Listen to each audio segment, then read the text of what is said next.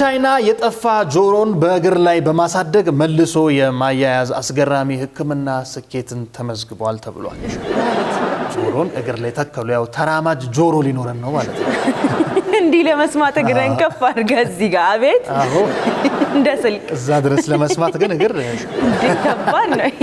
የአደጋ ሁኔታና የሕክምናው ሂደት ተጎጂዋ ሴት በደረሰባት ከባድ አደጋ ጆሮዋ ሙሉ በሙሉ ተቆርጦ የነበረ ሲሆን የጆሮ የደም ዝውውር ስርዓትና የቆዳው ሁኔታ ወዲያውኑ ወደ ቦታው ለመመለስ አስቸጋሪ ሆኖ ተገኝቷል።